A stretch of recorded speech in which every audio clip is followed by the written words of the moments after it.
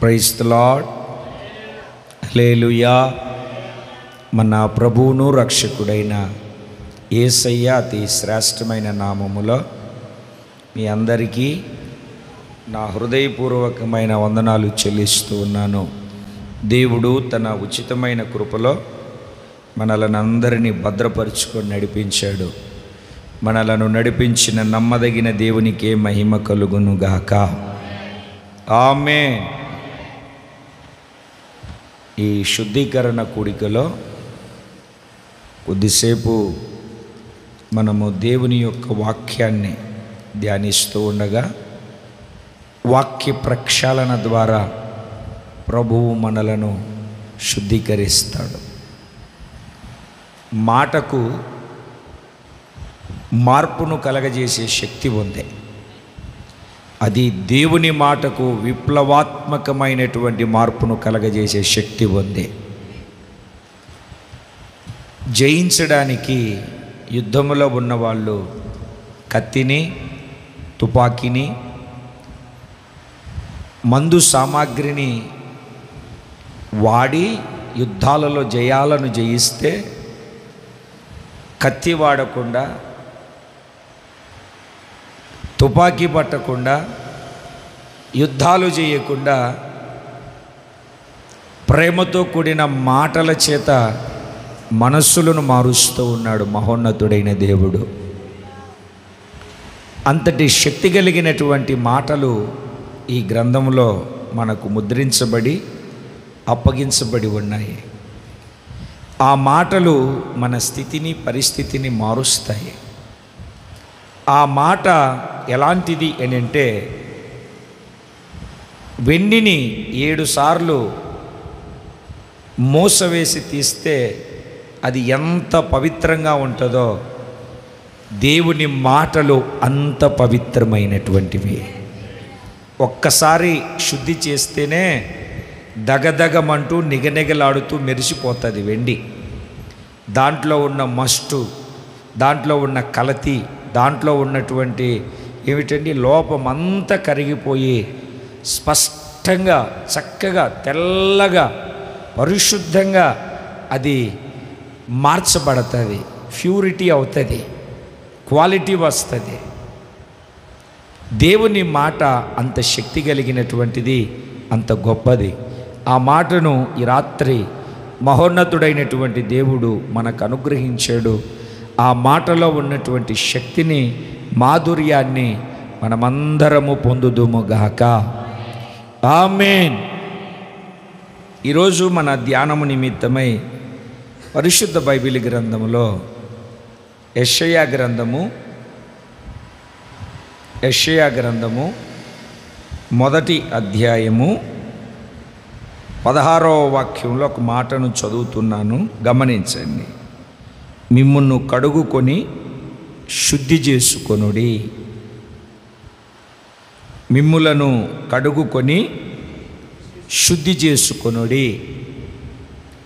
ఈ చదవబడినటువంటి వాక్యాన్ని మనము జాగ్రత్తగా గమనిస్తే, ఈ వాక్యములో ఉన్నటువంటి విషయాన్ని మనము గుర్తుపడితే 12వ వాక్యములో ఏమంటాడంటే, నా సన్నిధిలో కనబడవలెనని మీరు వచ్చుచున్నారు, నా ఆవరణములను త్రొక్కుటకు మిమ్మల్ని రమ్మన్నవాడెవడు? నా సన్నిధిలో కనబడవలెనని మీరు వస్తున్నారు, నా ఆవరణములను త్రొక్కుమని మిమ్మల్ని చెప్పిన వాడెవడు?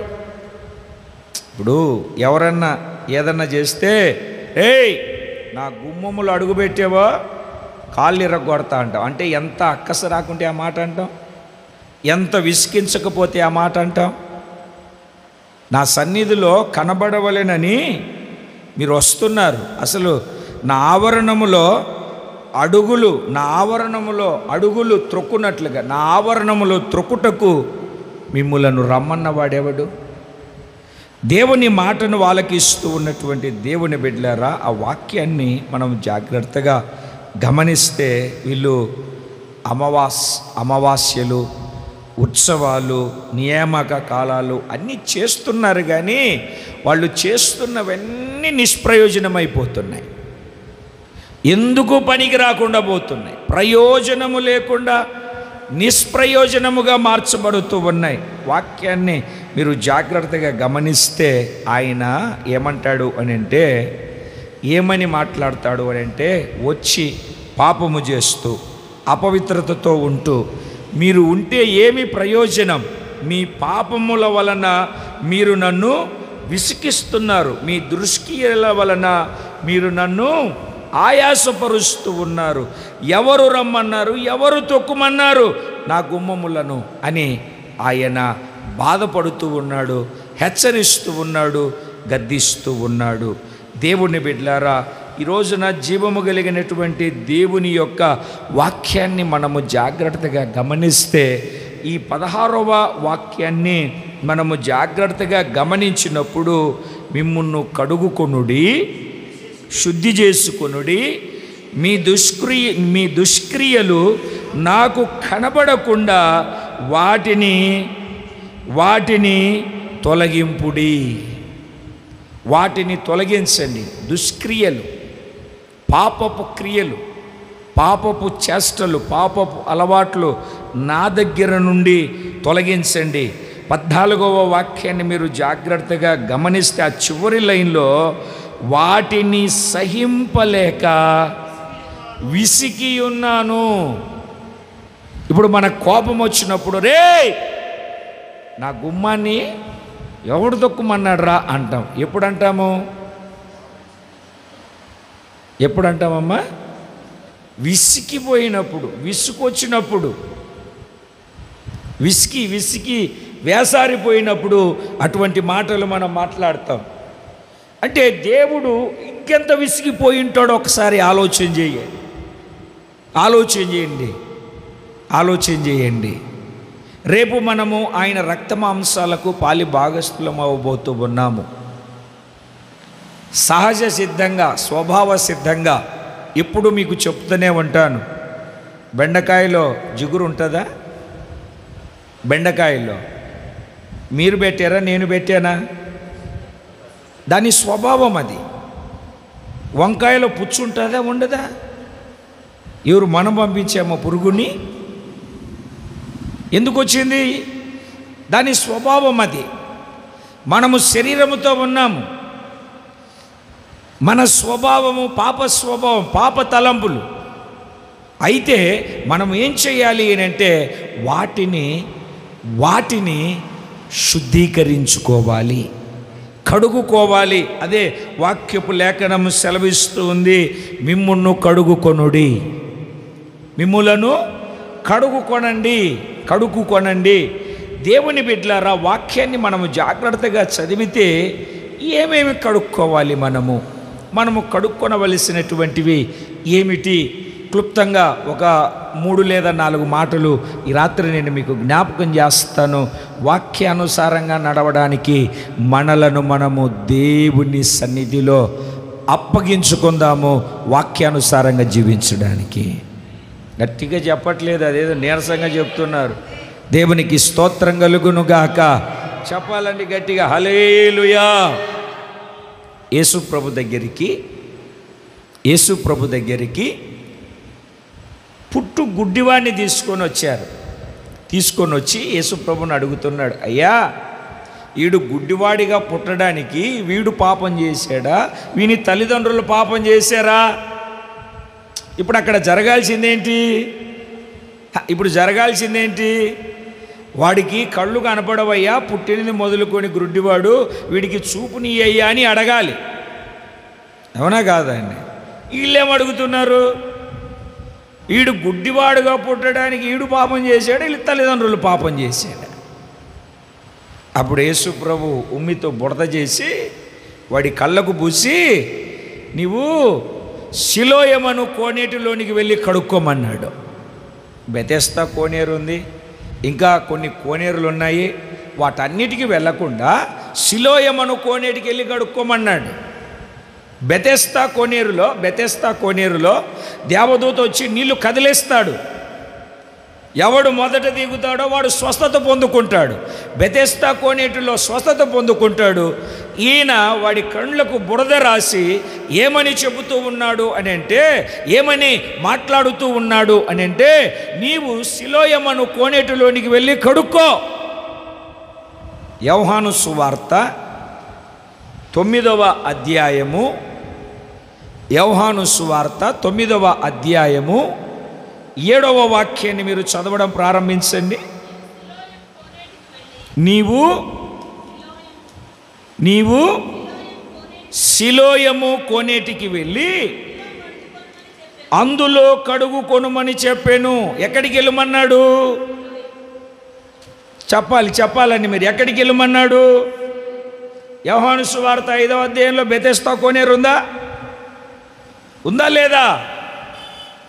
మీరేం చూడనవసరంలే, ఉంటుంది. మరి ఇట్లాంటివన్నీ గుర్తుపెట్టుకోవాలి మీరు. బెతెస్దా కోనేరు ఉంది, అక్కడికి వెళ్ళమనలే. ఎక్కడికి వెళ్ళమంటున్నాడు అని అంటే, ఆయన వీడిని పంపిస్తున్నది ఎక్కడికి అని అంటే, సిలోయమని కోనేటికి వెళ్ళమంటున్నాడు. దేవునికి స్తోత్రం కలుగునుగాక. చూడండి 6వ వాక్యాన్ని చదివితే, కన్నుల మీద ఆ బురద పూసి నీవు సిలోయమను కోనేటికి వెళ్ళి అందులో కడుగు కొనుమని వానితో చెప్పాను. 9వ వాక్యాన్ని మనము జాగ్రత్తగా చదివితే ఏమండి, ఇంకా మీరు 11వ వాక్యాన్ని జాగ్రత్తగా చదివితే, రే గుడ్డోడా నీకు ఎట్లా వచ్చిందిరా సోపు? వాడు బాగుపడినందుకు వాళ్ళు సంతోషించట్లే. వాడు బాగా ఈ కళ్ళు తెరవబడినందుకు సంతోషించట్లే. నీకెట్లొచ్చాయిరా కళ్ళు? కొంతమంది ఉంటారు ఏమిటండి, బాగున్నారు, సంతోషంగా ఉన్నారు, పోనీలేని వదిలేరు. ఆ పోనీలే అని వదిలేరు. నీకెట్లా జరిగింది, నీకెట్లా ఆరాలు తీస్తూ పేరాలు రాస్తూ ఉంటారు. ఇది కళ్ళు వచ్చాయి, మంచిగా ఉన్నాడు అనకుండా ఆడి దగ్గరికి వచ్చి, రే ఎలా వచ్చారా నీకు కళ్ళు? ఆడన్నాడు, ఆయన నా కన్నుల మీద బురద రాశాడు, వెళ్ళి సిలోయమను కోనేటిలో కడుక్కోమన్నాడు. నేను వెళ్ళి కడుగుకొని చూపు పొంది తిని అనేను. నేను కడుగుకొని చూపు పొంది తిని. యెషయా గ్రంథం 1వ అధ్యాయం 16వ వాక్యంలో మిమ్మల్ని కడుగుకొనుడి అని దేవుని వాక్యం సెలవిచ్చింది. మనము వెళ్ళి కడుగుకుంటే మనకు వచ్చే ప్రతిఫలం ఏమిటి అని అంటే, మన కన్నులు ఒకవేళ పొరలు కమ్మి ఉంటే, మన కన్నులు మూయబడి ఉంటే, మన కన్నులు ఏమిటండి లోపము కలిగినవై ఉంటే, మనము వెళ్ళి సిలోయమను కోనేటిలో సమృద్ధిగా నీళ్లు ఉన్నాయి, ఆ కోనేటి నీళ్ళ చేత మనము కడగబడాలి. వాడు చక్కగా సాక్ష్యం చెప్తున్నాడు.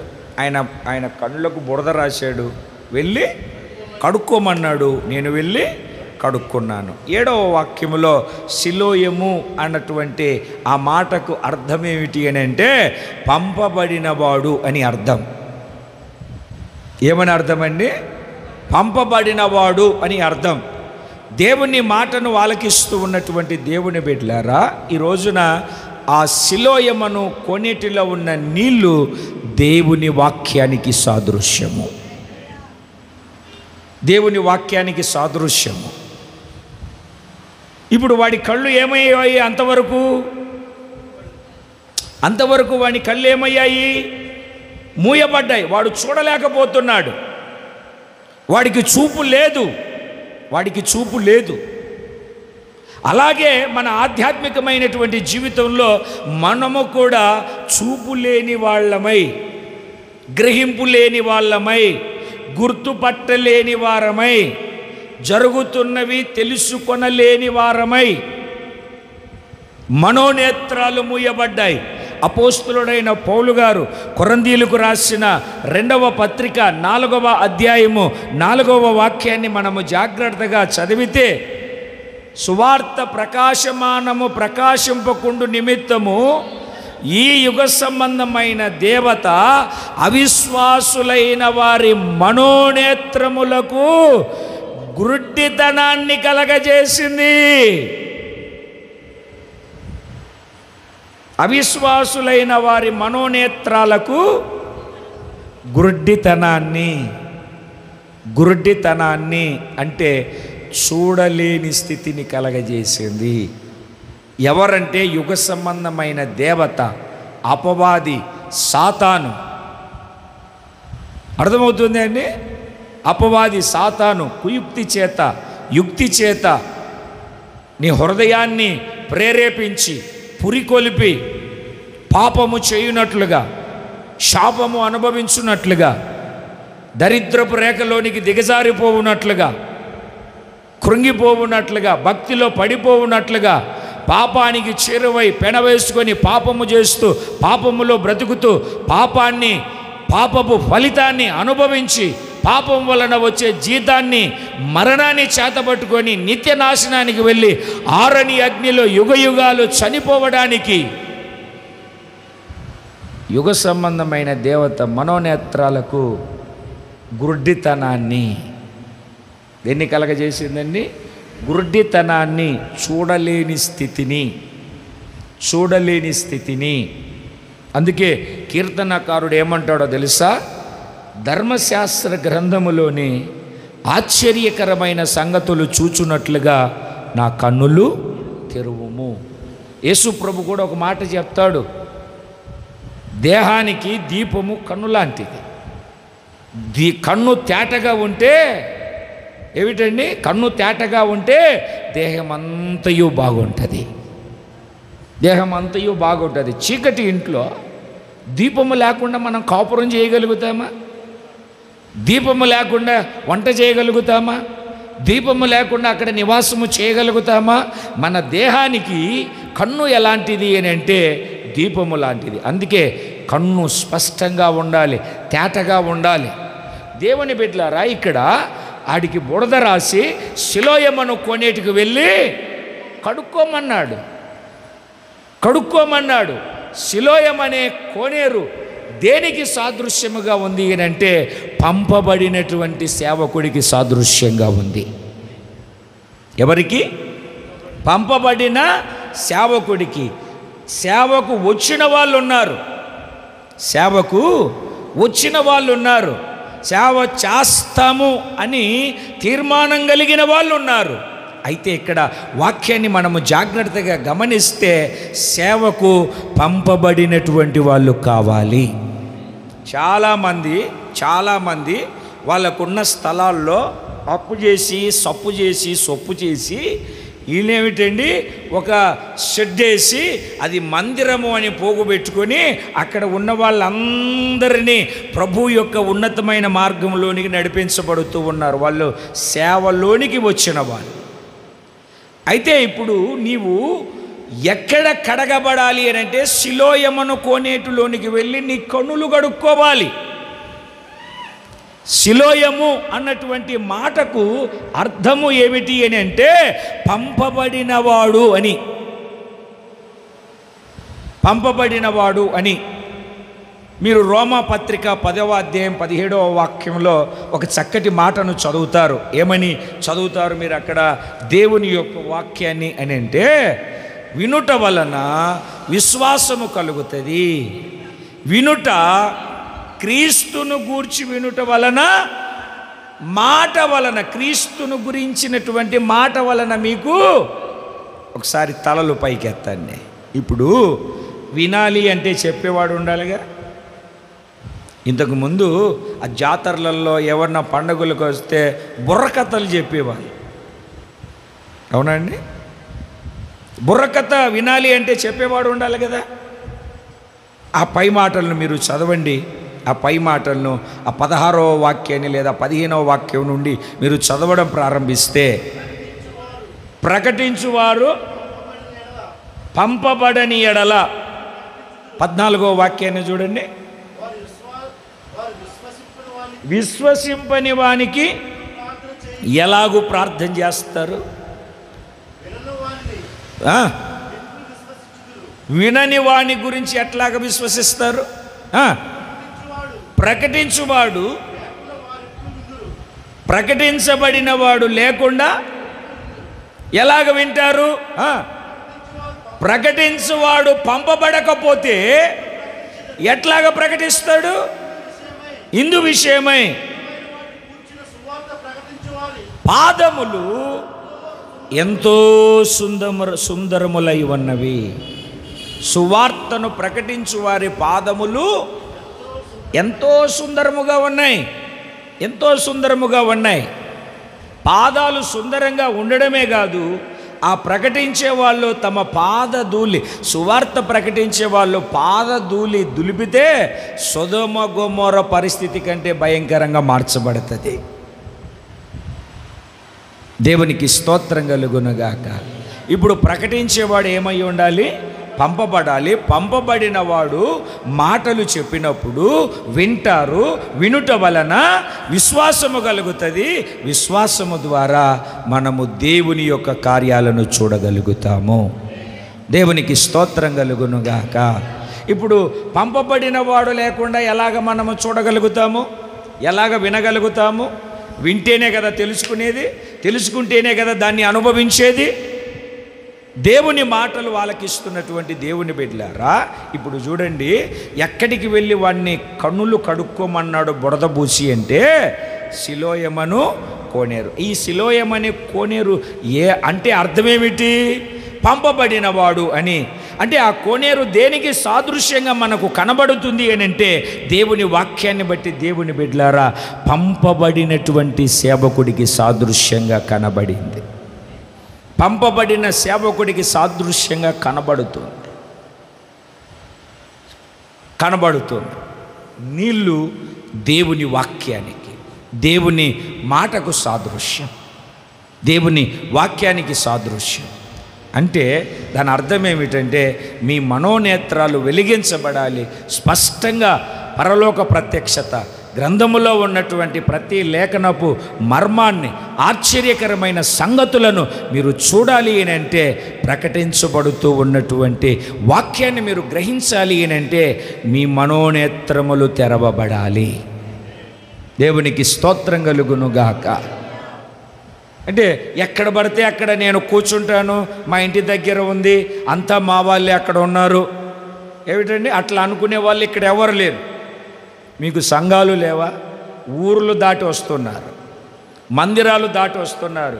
కారణం ఏమిటంటే పంపబడినటువంటి వాడి దగ్గర కడగబడే, శుద్ధీకరించుకునే ఒక అనుభవంతో దైవ ప్రత్యక్షతను మేము చూడగలుగుతాము అని. దేవునికి స్తోత్రం కలుగునుగాక. చెప్పాలండి ఒకసారి గట్టిగా హల్లెలూయా. ఎఫెసీ పత్రిక 1వ అధ్యాయము 17వ వాక్యాన్ని మీరు జాగ్రత్తగా చదవగలిగితే, గమనించగలిగితే,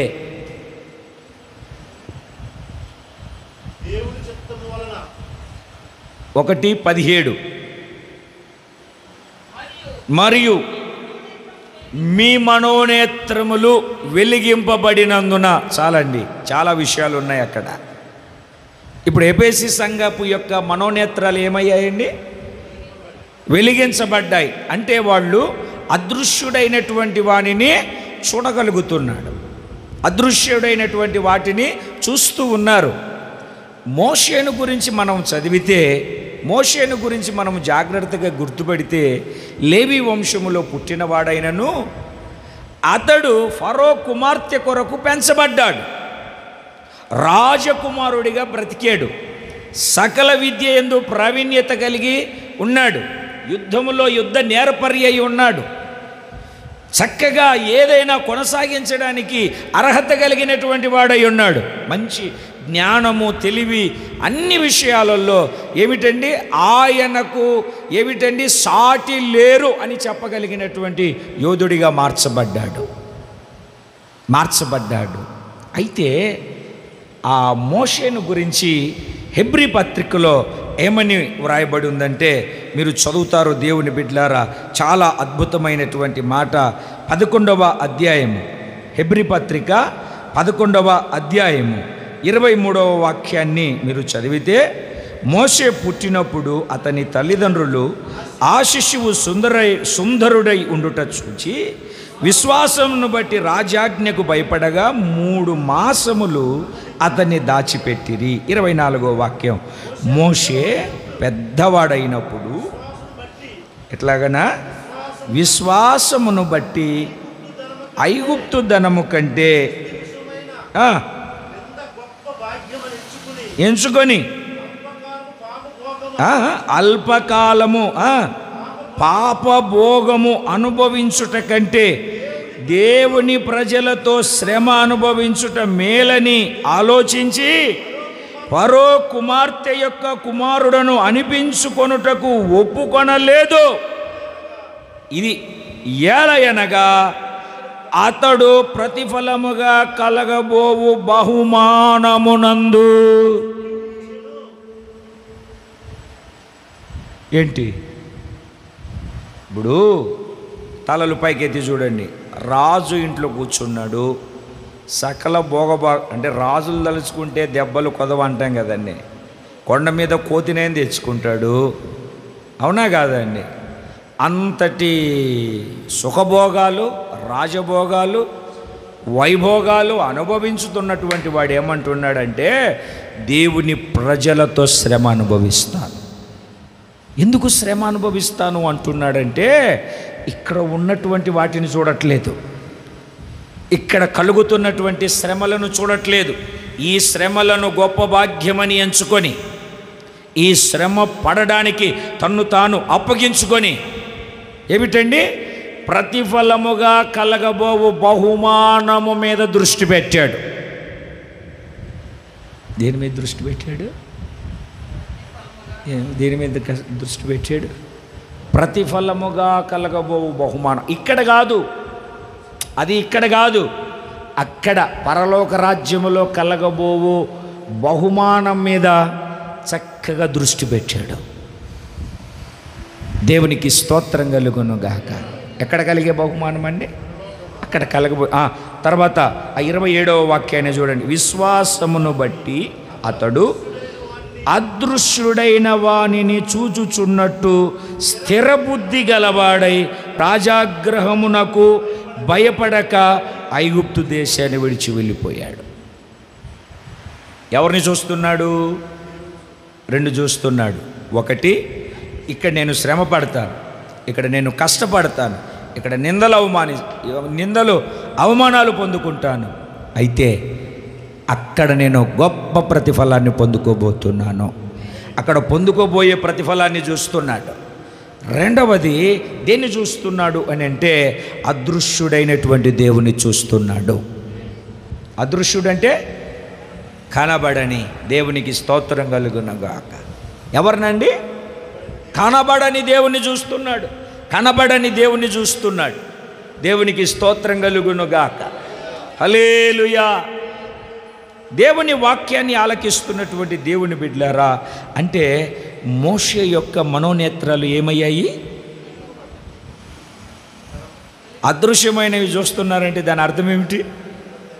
నేను మీకు ఎప్పుడు చెప్తా ఉంటాను. నేను మా ఫ్రెండ్స్తో కూడా ఆ ఏటు ఒడ్డుకి వెళ్ళేవాళ్ళం స్నానాలు చేయడానికి. మా అమ్మ పర్మిషన్ అడిగి ఎప్పుడో ఒకసారి ఇచ్చేది. కొద్దిసేపు స్నానం చేసిన తర్వాత అక్కడ ఉన్న ఆ ముళ్ళ పొదల్లోకి వెళ్ళి తేనెను తెచ్చుకుందామనేవాళ్ళు. వేసవికాలం కదా, అందరూ వెళ్ళేవాళ్ళం.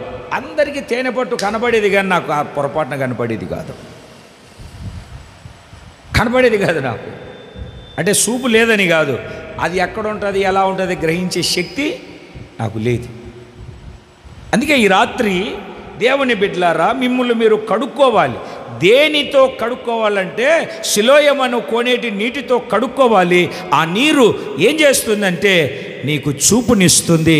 అలాగే పంపబడిన సేవకుడి దగ్గర ఉన్నతమైన ఉపదేశాన్ని నువ్వు విని ఆ ఉపదేశము ద్వారా శుద్ధీకరించుకుంటే, కడుక్కుంటే నీ నేత్రములు, మనోనేత్రములు తెరవబడి అదృశ్యమైన వాటిని నువ్వు చూడగలుగుతావు, గ్రహించగలుగుతావు, ఒప్పుకోలు చేయగలుగుతావు.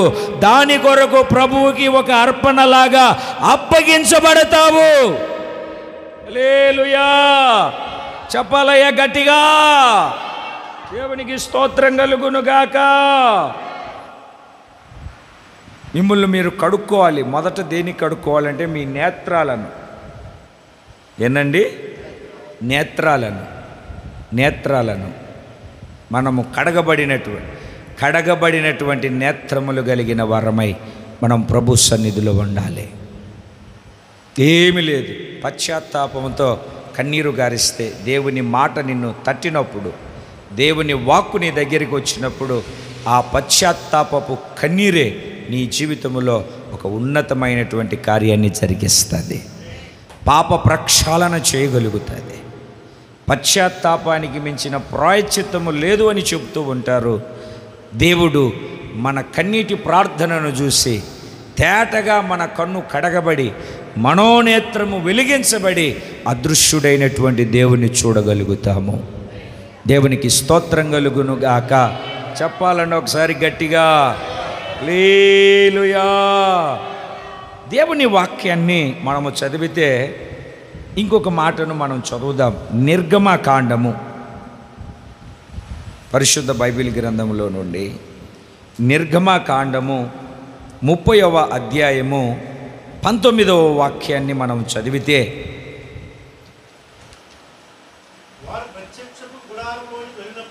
ప్రత్యక్షపు గుడారములోనికి వెళ్ళినప్పుడు, మందిరములోనికి వెళ్ళినప్పుడు, చదువు అదే,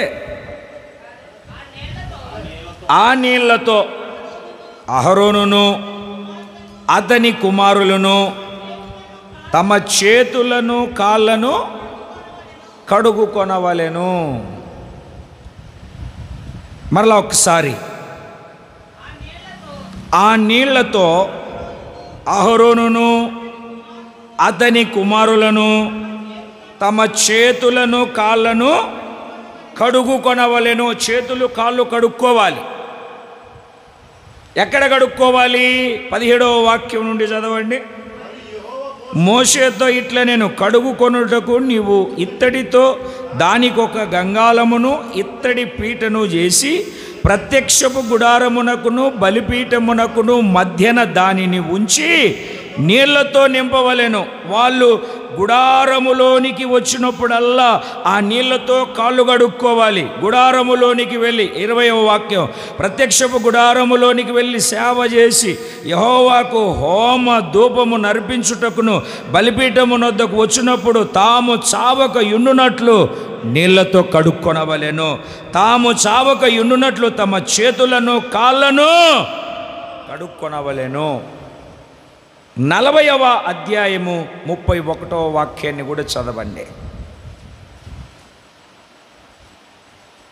నిర్గమకాండము 40వ అధ్యాయము 31వ వాక్యం.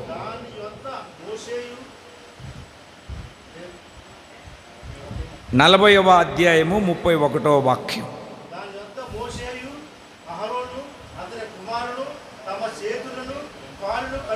తమ చేతులను దేని ఎదుట? దాని ఎదుట. ఆ పై వాక్యాన్ని చదవండి.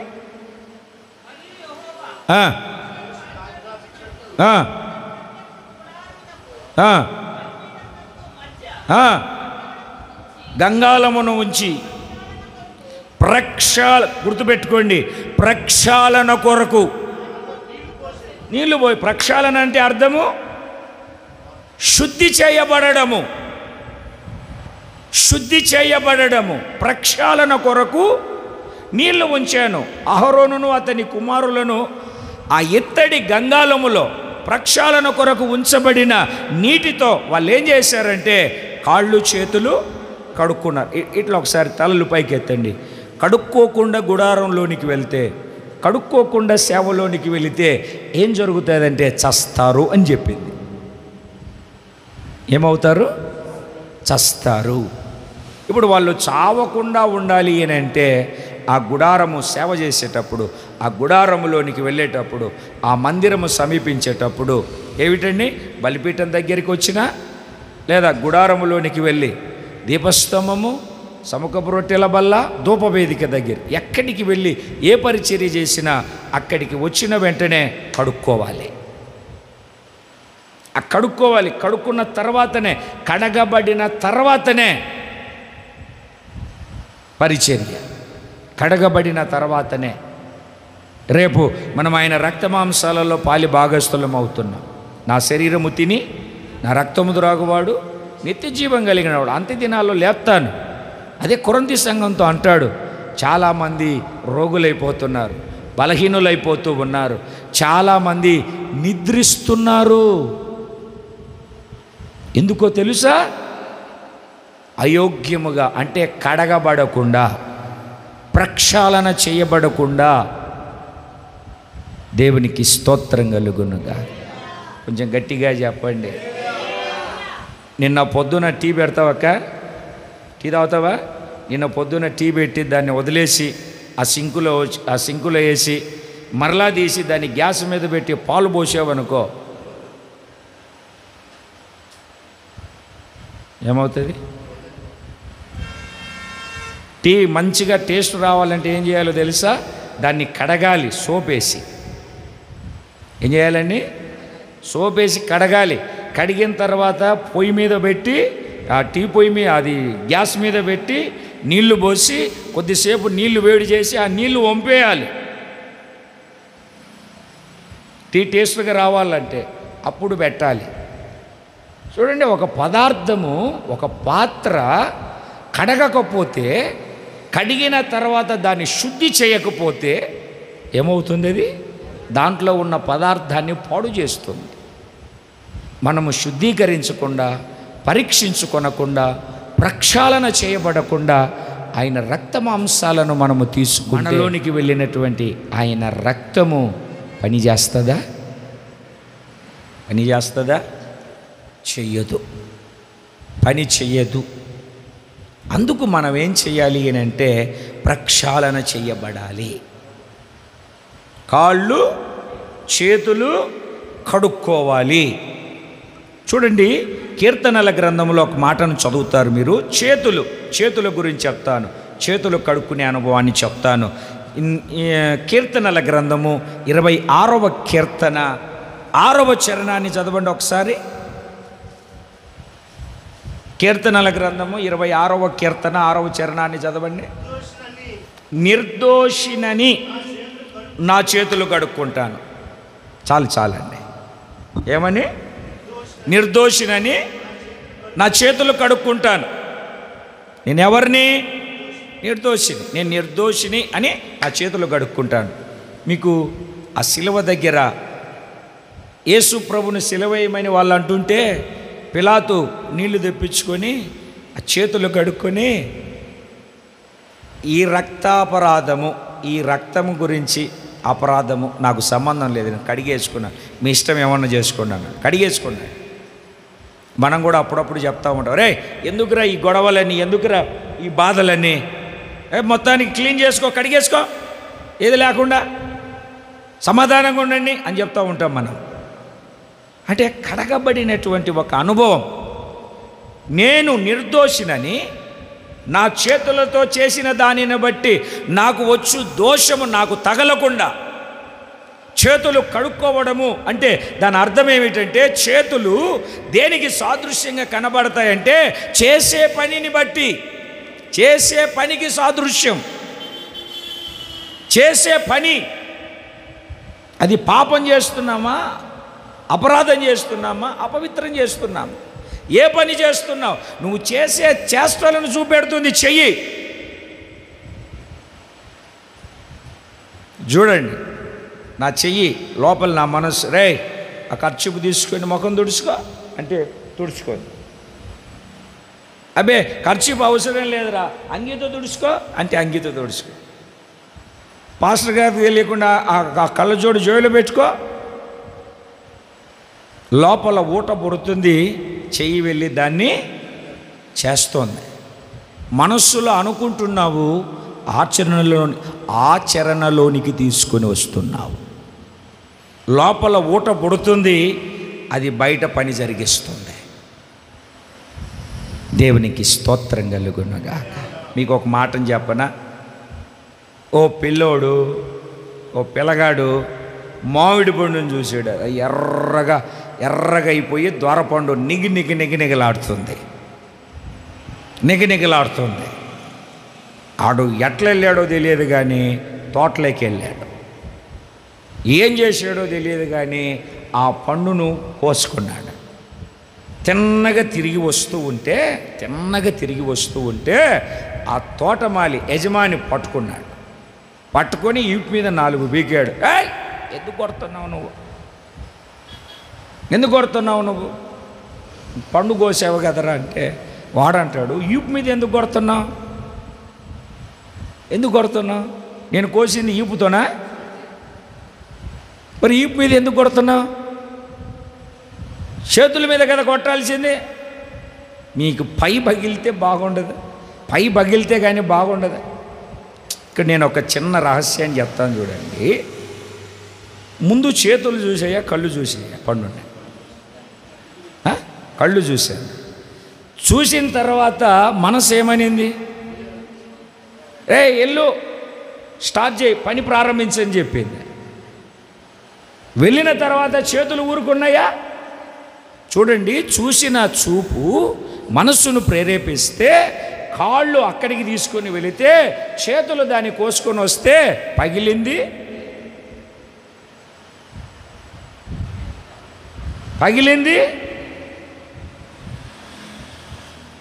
అందుకే నీ చేతులు కడుక్కో, నీ చేతులు కడుక్కో.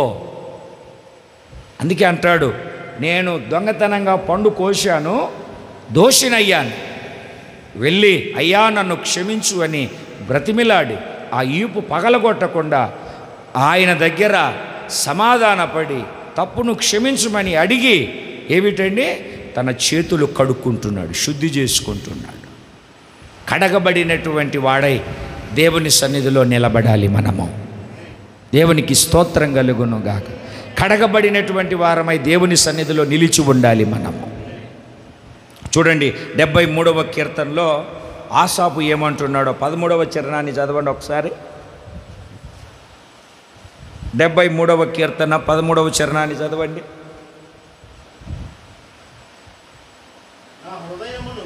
నా హృదయమును శుద్ధి చేసుకొని ఉండుట వ్యర్థమే, నా చేతులు కడుగుకొని నిర్మలుడనై ఉండుట వ్యర్థమే. చాలు, ఇక్కడ తలలు పైకెత్తండి.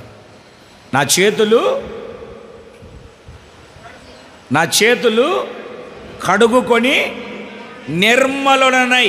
నిర్మలుడు అంటే ఏ లోపము లేనివాడు, అంటే నింద మోపబడని వాడు, నింద మోపడానికి అవకాశము లేనటువంటి వాడు నిర్మలుడు. భక్తిహీనులను చూశాడు, కాలు జారుటకు కొంచెమే తప్పింది, హృదయంలో మత్సరం పుట్టింది. 3వ చరణాన్ని మీరు చదివితే భక్తిహీనుల క్షేమము నా కంటబడినప్పుడు గర్వించు వారిని బట్టి నేను మత్సరపడి తిని. 2వ చరణములో నా కాలు జారుటకు నా అడుగులు జార సిద్ధమయ్యాను, నా కాలు పడటకు, నా పాదాలు జారుటకు కొంచెమే తప్పింది. ఎంత తప్పింది భయ్యా? అంటే లోపల పుట్టింది ఊట, జారడానికి పడడానికి కొంచెమే మిస్ అయిపోయింది, కొంచెమే తప్పుకుంది, కొంచెమే. ఎందుకంటే ఏమందండి 3వ చరణంలో? భక్తిహీనుల క్షేమము నా కంటబడినప్పుడు గర్వించు వారిని బట్టి మత్సరపడ్డాను. మత్సరం అంటే చెడ్డ కండ్లని రాసుంది, కుళ్ళు. మత్సరం ఎముకలకు కుళ్ళు అని రాసుంది బైబిల్లో. కుళ్ళుకున్నాడు అనుకుంటా. ఆ కింద మీరు ఇంటికి వెళ్ళిన తర్వాత చదువుకోండి. వాళ్ళు బాగా సంపాదించుకుంటున్నారు, మేడలు మిద్దెల మీద ఉన్నారు, పుష్టిగా ఉన్నారు, అసలు భయమే లేదు వాళ్ళకు దేవుడంటే.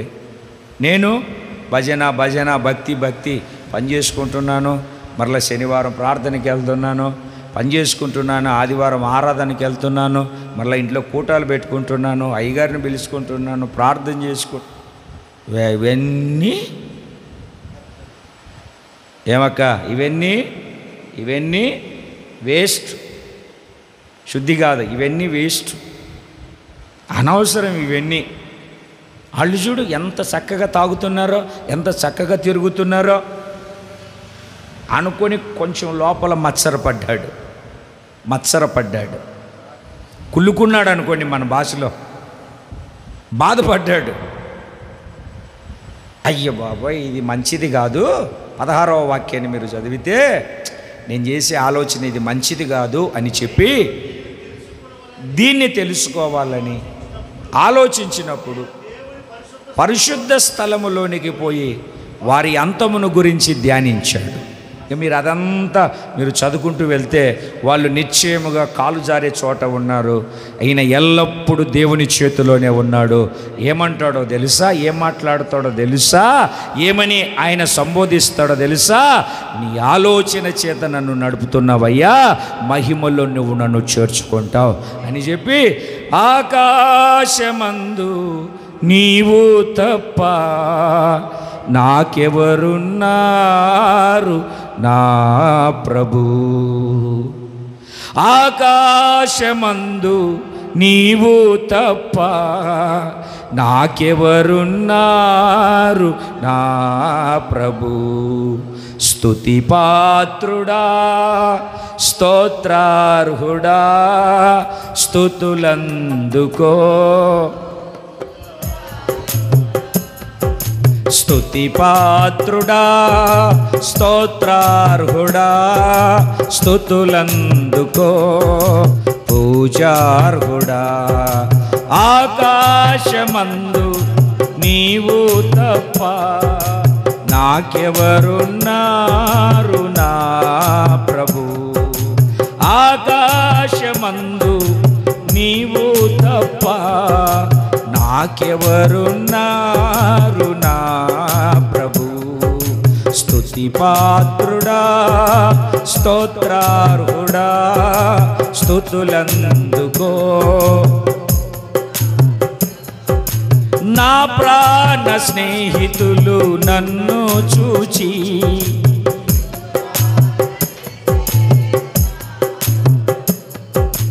నా ప్రాణ స్నేహితులు నన్ను చూచి దూరాన నిలిచేరు నా ప్రభు.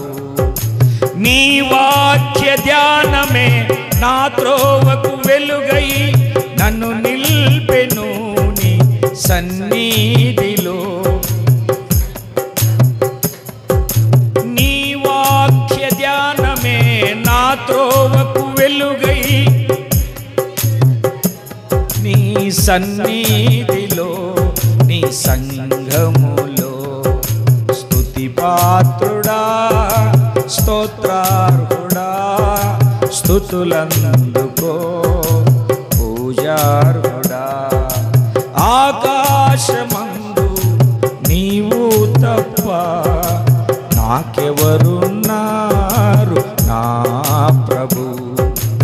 ఆకాశమందు నీవు తప్ప నాకెవరున్నారు నా ప్రభు. స్తుతి పాత్రుడా, స్తోత్రార్హుడా, స్తుతులందుకో పూజార్హుడా. ఆకాశమందు నీవు తప్ప నాకెవరున్నారు నా ప్రభు. ఉంటుంది చూడండి ఆ కీర్తనలో, ఆ చివరి లైన్లో ఉంటుంది చూడండి, ఆ మాట ఉంటుంది, ఆకాశమందు నీవు తప్ప నాకెవరున్నారయ్యా. వాళ్ళని చూసి వీళ్ళని చూసి, వాళ్ళని చూసి వీళ్ళని చూసి మా అమ్మ చెప్తా ఉండేది, ఇరుగుని చూసి పొరుగు, పొరుగుని చూసి ఇరుగు. అట్లా కాకుండా మన జీవితంలో మనము ప్రభువుని చూస్తూ ముందుకు నడిపించబడాలి. మన చేష్టలు దేవునికి స్తోత్రం కలుగునుగాక. ఏమిటండి మన చేష్టలు? మన చేష్టలు ఏమై ఉండాలి అని అంటే ఆయనకు మెచ్చినవై ఉండాలి. ఆసాపు మత్సరపడ్డాడు. ఏమిటండి, నేను నిర్మలుడనై ఉండుట వ్యర్థం అనుకున్నాడు. మరలా ప్రక్షాళన పొందుకోవడానికి, ధ్యానించడానికి పరిశుద్ధ స్థలములోనికి వెళ్ళాడు. దేవునికి స్తోత్రం కలుగునుగాక. మార్కు సువార్తలో ఒక మాటను మీరు చదువుతారు. మార్కు సువార్త 7వ అధ్యాయము 3వ వాక్యము. అక్కడ యేసు ప్రభు దాన్ని మైనస్గా మాట్లాడాడు, కానీ దాన్ని కొంచెం లోతుగా ఆలోచన చేద్దాం. మార్కు సువార్త 7వ అధ్యాయం 3వ వాక్యం. పరిసయ్యులను యూదులందరూ పెద్దల పారంపర్యాచారము ప్రకారము చేతులు కడుక్కుంటేనే కానీ భోజనము చేయరు. నీ శిష్యులేంటి చేతులు కడుక్కోకుండా భోజనం చేస్తున్నారు?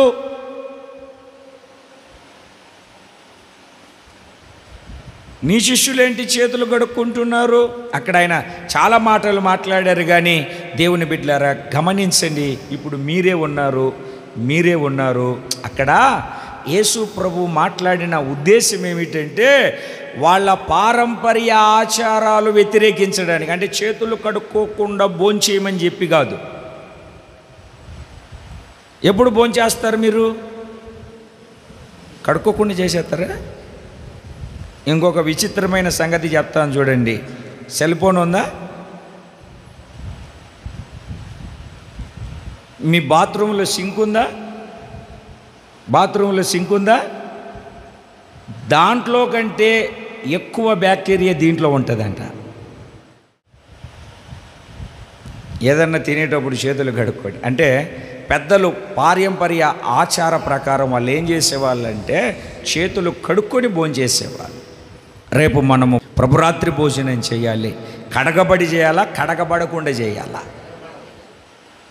కడుక్కొని చేయాలా, కడుక్కోకుండా చేయాలా? హృదయ శుద్ధి కలిగి మనము వాక్యము ద్వారా పరిశుద్ధాత్మాభిషేకము ద్వారా కడగబడి ప్రక్షాళన చేయబడి ఆ భోజనములో పాలు పంపులు పొందాలి. దేవునికి స్తోత్రం కలుగునుగాక. దేవుని పరిశుద్ధ నామానికి మహిమ కలుగునుగాక. ఆడ ఆ ప్రత్యక్షపు గుడారంలో మోసే, అహరోను యాజకులు ఏం చేశారు? కాళ్ళు చేతులు కడుక్కున్నారు. కళ్ళు కడగబడాలి, చేతులు కడగబడాలి. రెండవది కాళ్ళు కడగబడాలి. కాళ్ళు కడగబడే అనుభవం మనకు నేర్పుతున్న పాఠం ఏమిటి? చదవండి మీరు పరిశుద్ధ బైబిల్ గ్రంథములో యోహాను సువార్త 13వ అధ్యాయము 5వ వాక్యం చదువుతారా? నన్ను చదువుకోమంటారా? అంతటా యేసు ప్రభు ఆ భోజన పంక్తిలో నుండి లేచి తమ పైవస్త్రము తీసివేసి నడుమునకు తువాల కట్టుకొని పల్లెము తీసుకొని, చదువమ్మా, పల్లెములో నీళ్లు పోసి శిష్యుల పాదములను కడుగుటకు తవాలుతో తుడుచుటకు మొదలు పెట్టెను. పాదాలు కడుగుతూ ఉన్నాడు. పేతురు వచ్చి, అయ్యా మీరేంటయ్యా నా పాదాలు కడగడం ఏంటయ్యా? అదే ఇది కుదరదంటే ఆయన అంటాడు, నేను కడగకపోతే నాలో నీకు పాలిభాగం ఉండదు. నువ్వు కడగబడకపోతే నాలో పాలిభాగస్తుడు అవ్వలేవు. నీ పాదాలు కడుక్కోపోతే, అయ్యా పాదాలేం కర్మ, నడినెత్తి మొదలుకొని అరికాల వరకు మొత్తం కడగయ్యా అంటే, స్నానం చేసిన వాడు పాదాలు కడుక్కుంటే సరిపోతుంది. స్నానము అంటే బాప్తిస్మము. స్నానము అంటే బాప్తిస్మం తీసుకున్నవాడు ఇప్పుడు ఏం చేయబడాలి అని అంటే కడగబడినటువంటి పాదాలు కలిగిన వాడై ముందుకు సాగాలి. పాదములు కడగబడాలి. ఎందుకు పాదాలు కడగబడాలి అని అంటే రోమాపత్రిక 3వ అధ్యాయం 15వ వాక్యాన్ని చదవండి. రక్తము చిందించుటకు వారి పాదములు పరిగెత్తుచున్నవి. ఇంటికి వెళ్ళిన తర్వాత యెషయా గ్రంథము 59వ అధ్యాయం 7వ వాక్యం, సామెతల గ్రంథము 1వ అధ్యాయం 16వ వాక్యము, 6వ అధ్యాయము 18వ వాక్యము సామెతల గ్రంథములో చదివితే చక్కగా ఈ పాదాలు పాపము చేయడానికి, రక్తము చిందించడానికి. దేన్ని చిందించడానికండి? రక్తము చిందించడానికి. రక్తం అంటే ఏమిటి? యెషయా గ్రంథము 1వ అధ్యాయము 18వ వాక్యాన్ని మనము జాగ్రత్తగా వాక్యపు లేఖనాన్ని చదివితే అక్కడ వాక్యము ఏమని సెలవిస్తుంది అంటే, దేవుని బిడ్డలారా మీ పాపములు రక్తము వలె ఎర్రగా ఉన్నాయి. మీ పాపాలు ఎలా ఉన్నాయండి? రక్తము వలె ఎర్రగా ఉన్నాయి. అంటే ఇతను ఇక్కడ రోమాపత్రికలో రక్తము చిందించుటకు పాదములు పరిగెత్తుచున్నాయి అంటే పాపాలు దేనికి పరిగెత్తుచున్నాయి? రక్తం అంటే ఏంటి అని అంటే పాపము. అంటే పాపముల కొరకై పాదాలు ఏం చేస్తూ ఉన్నాయి? పాపము చేయడానికి పాదాలు ఏమవుతున్నాయి? పాపము చేయడానికి పాదాలు ఏం చేస్తున్నాయి అని అంటే ఒక చోట నిలబడకుండా పరిగెత్తుతూ ఉన్నాయి. ఏం చేస్తున్నాయన్న? పాదాలు ఏం చేస్తున్నాయి? దేనికోసం? రక్తం చిందించడానికి. రక్తం అంటే ఏంటి? రక్తం అంటే ఏంటండి? పాపం. అందుకే మన చేతులు ఎందుకు కడుక్కోవాలంటే మనం చేస్తున్న చేష్టలు నిర్దోషంగా మార్చబడడానికి కడగబడాలి. రెండవది, మన పాదాలు ఎందుకు కడగబడాలి అని అంటే పాపమునకు పరిగెత్తకుండా. ఒకటి, నీ హృదయము నీ మనస్సు స్వాధీనం చేసుకుని నిర్దోషిగా ఉండడానికి చేతులు కడగాలి. పాపము కొరకై పరిగెత్తకుండా పాదాలు కడగబడాలి. దేవునికి స్తోత్రం కలుగునుగాక. ఒక మాటను జ్ఞాపకం చేస్తాను, చదవండి పరిశుద్ధ బైబిల్ గ్రంథంలో మత్తయి సువార్త 6వ అధ్యాయము 17వ వాక్యం.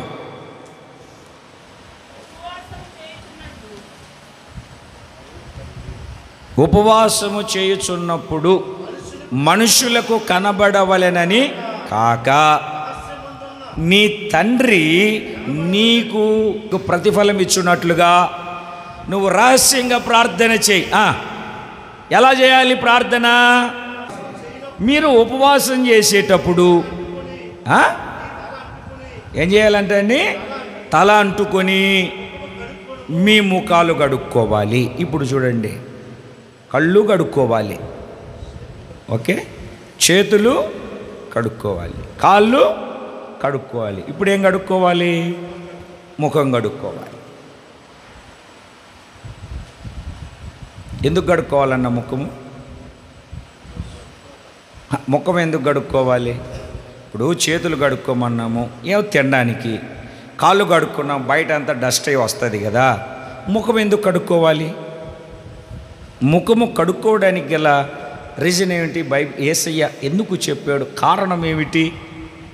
ఆదికాండము 3వ అధ్యాయము 19వ వాక్యాన్ని మీరు చదువుతారు.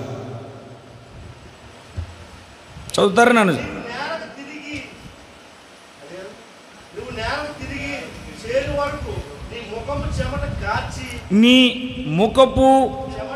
నీ ముఖము చెమట కార్చి ఆహారము తిందువు. ఏం చేసేయండి? నీ ముఖము చెమట కార్చి ఏమిటండి? ఆ 2వ అధ్యాయంలో కానీ 2వ అధ్యాయంలో అంతా ఏమిటండి? నిష్కల్మష యుగంలో ఉన్నారు, ఆ తోటలో ఉన్నారు. ఆ తోటలో ఉన్నప్పుడు ఎప్పుడన్నా వాళ్ళకు చెమట కారిందా?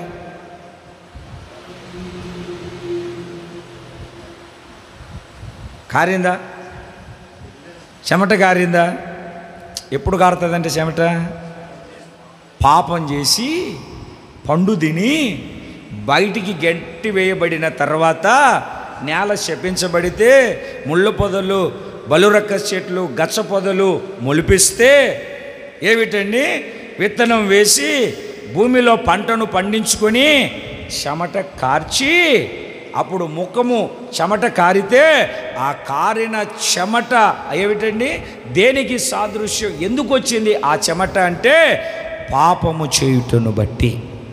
యేసు ప్రభు మీరు ఉపవాసం ఉండి ప్రార్థన చేసేటప్పుడు, ఉపవాస ప్రార్థన చేసేటప్పుడు మీ ముఖాన్ని ఎందుకు కడుక్కోమంటున్నాడు అని అంటే అది పాపానికి సాదృశ్యంగా కనపడుతుంది చెమట. దేనికి సాదృశ్యంగా కనపడుతుంది? అందుకే ఆయన ఏం చేశాడంటే ఆ గెత్సెమనే తోటలో లూకా సువార్త 22వ అధ్యాయం 45వ వాక్యం. లూకా సువార్త 22వ అధ్యాయము 45వ వాక్యం. తండ్రి నీ చిత్తమైతే ఈ పాత్రను నా యొద్ద నుండి తీసివేసి, అయినా నా చిత్తము కాదు నీ చిత్తమే సిద్ధించునుగాక అని ఆయన ప్రార్థన చేసినప్పుడు పరలోకములో నుండి ఒక దేవదూత వచ్చి యేసయ్యను బలపరిచాడు అక్కడ. అప్పుడు ఏం జరిగింది అని అంటే ఆయన చెమట, ఆయన ముఖము మీద చెమట, ఆయన చెమట రక్త బిందువుల్లాగా రక్తము గారింది. ఏం చదవరా? ఆతురముగా ప్రార్థన చేస్తుంటే ఆయన చెమట నేల పడుచున్న గొప్ప రక్త బిందువుల వలె ఆయను. ఏదేను తోటలో పాపం చేసి చెమటను తీసుకొని వస్తే, ఏదేను తోటలో పాపం చేసి చెమటను తీసుకొని వస్తే, గెత్సెమనే తోటలో చెమటను రక్తముతో కడిగి శుద్ధీకరించాడు. రక్తముతో కడిగి శుద్ధీకరణ కలగజేశాడు. రక్తము ద్వారా ప్రక్షాళన చేసి ప్రతి పాపము, చెమట దేనికి సాదృశ్యంగా కనబడుతుందంటే పాపానికి సాదృశ్యంగా కనబడుతుంది. ఆ చెమటను యేసు ప్రభు శరీరధారిగా వచ్చి ఆ గెత్సెమనే తోటలో ఆ చెమట మాత్రమే కాకుండా ఆ చెమట తొలగిపోనట్లుగా రక్త బిందువుల ద్వారా పాపపు చెమటను కడిగివేశాడు. దేవునికి స్తోత్రం కలుగునుగా. బైబిల్లో 3 చోట్ల ఉంటుంది చెమట. ఆదికాండము, లూకాసు వార్త, ఎజ్కేలు గ్రంథం. ఎజ్కేలు గ్రంథంలో కూడా ఒక మాటను చదవండి. 44వ అధ్యాయం 18వ వాక్యం. ఎజ్కేలు గ్రంథం 44వ అధ్యాయం 18వ వాక్యం. అవిసెనార పాగాను ధరించుకొని నడుమునకు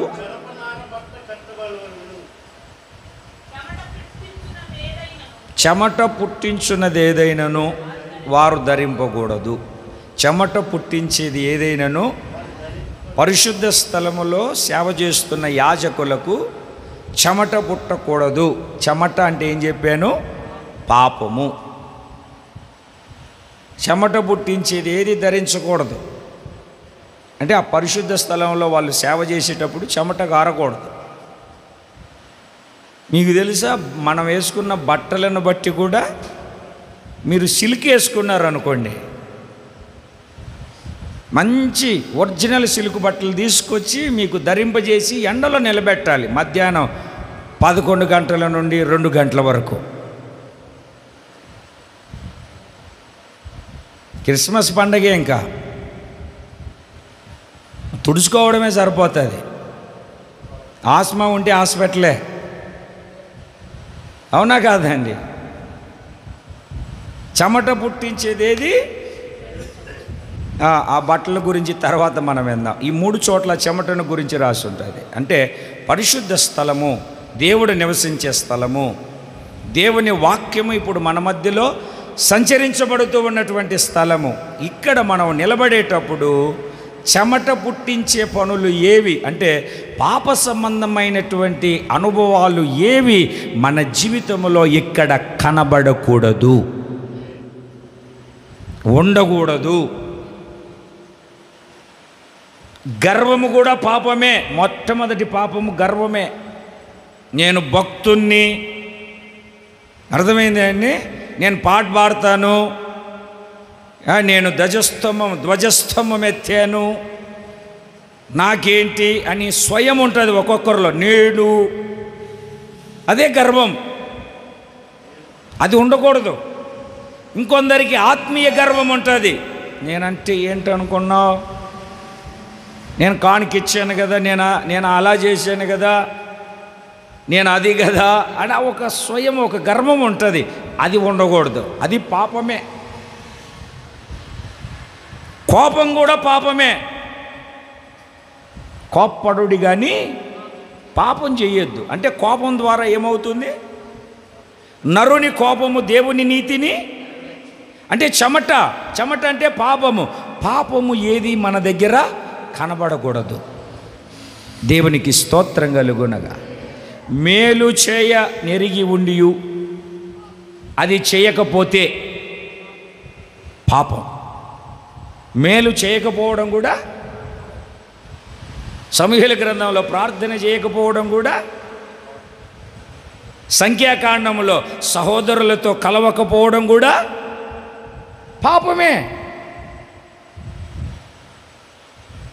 రేపు సాయంత్రం మనమంతా ఈ పరిచర్య చేద్దాము అని అంటే నాకు ఒక పని ఉంది, ఆ పని ఉందని పారిపోకుండా ఆ పరిచర్యలు ఏం చేయాలి? ఏం చేయాలండి?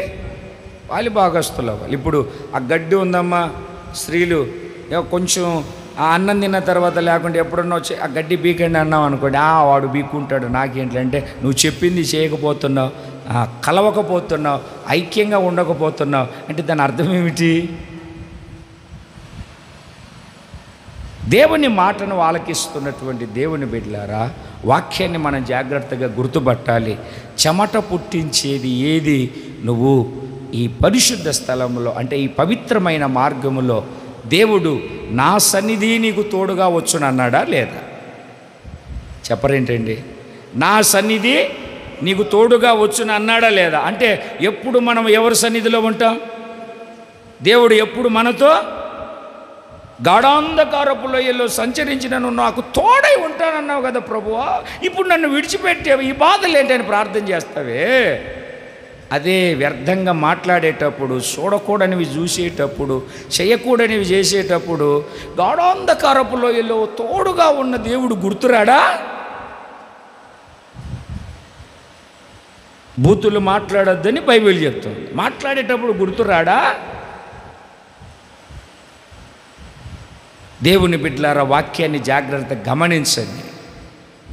చెమట అంటే మీరు ఇప్పుడు కారే చెమట అని మీరు అనుకుంటున్నారేమో. నేను కూడా ఏమిటండి, అదేమో ఒకవైపే తగులుతుంది గాలి, చెమట ఎక్కువైపోయింది. ఈ చెమట కాదు, పాపం అనే చెమట మన దరికి రాకుండా ప్రభు అన్నాడు, ముఖం కడుక్కో. నువ్వు ముఖం కడగబడాలి, అంటే పాపమునకు ప్రక్షాళన చేయబడాలి.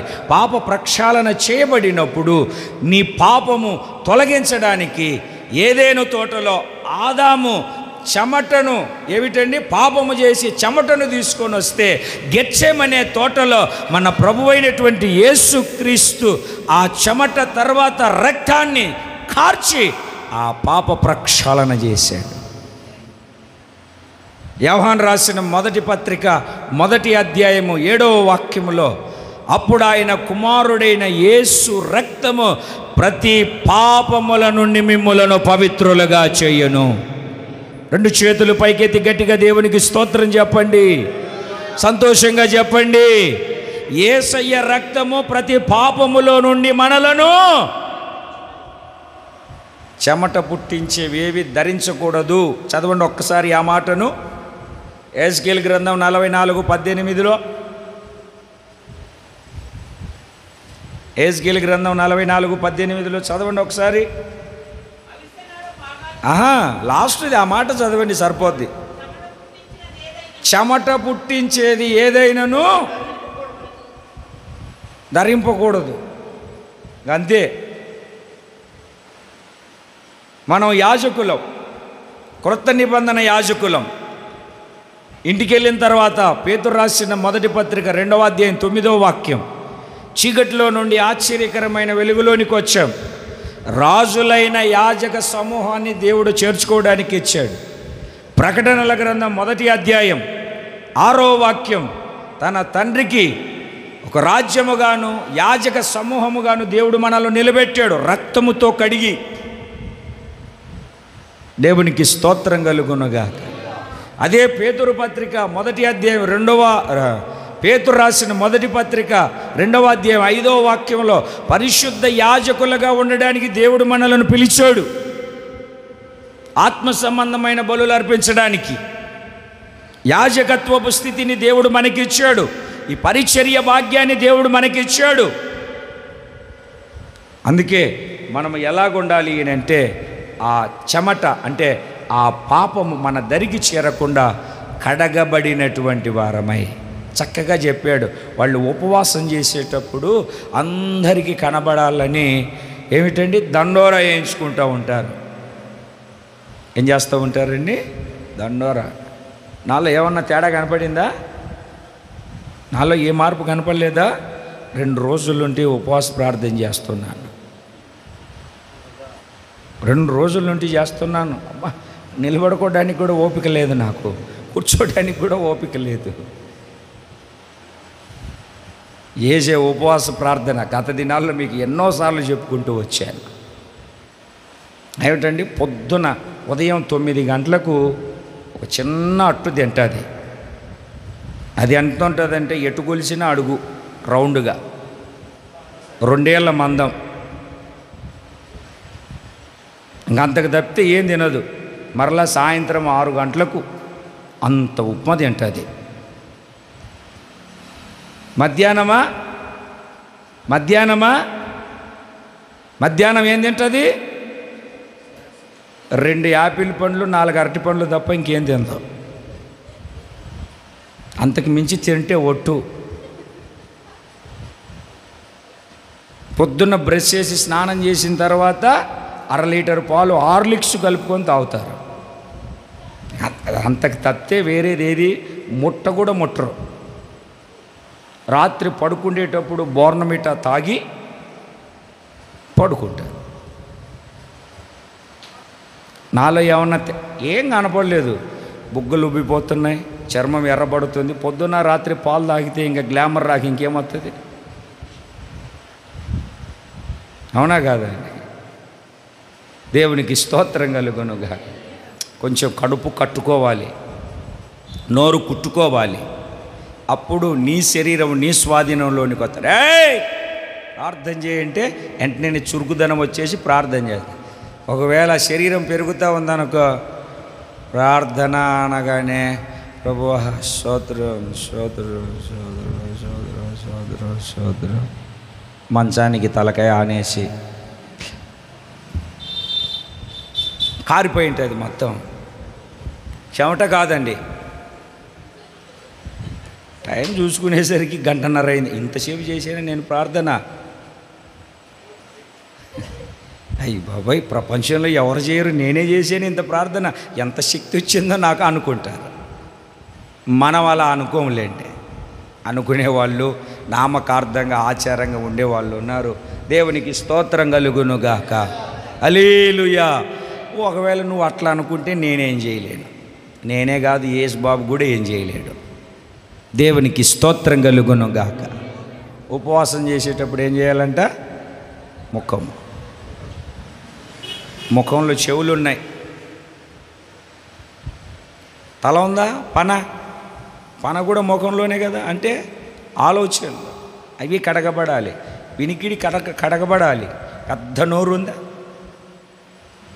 కత్తిపోటు లాంటి మాటలు, కత్తిపోటు పోతే ఒక దెబ్బే తగులుతుంది. ఈ నోటి మాట చచ్చిపోయేంత, ఒరే నువ్వు అన్నవి చచ్చిపోయేంత వరకు మర్చిపోనరా అంటూ ఉంటాడు. నోట మాట, నాలుక, వాడైన ఖడ్గం లాంటి నాలుక, పళ్ళు. అందుకే దేవుడు ఏమంటాడు కీర్తనకారుడు? నాలుకను తంగెడు నిప్పులతో కాలుస్తాడంట. తంగెడు నిప్పులు అంటే తెలుసా? మామూలు మన నిప్పులు ఆరిపోతాయేమో కానీ అవి కొంచెం ఎక్కువసేపు నిప్పులు ఉంటాయి, బాగా మండుతాయి అన్నమాట. తంగెడు నిప్పులతో కాలుస్తాడంట నాలుకను. దేవుని బిడ్డలారా, నాలుక ఉంది, నోరుంది, ఏమిటండి చెవులు ఉన్నాయి. ఏ పనికిమాల ఆలోచనలన్నీ చెత్తంతా నింపుకుండే తలంపులు మైండ్ ఉన్నాయి.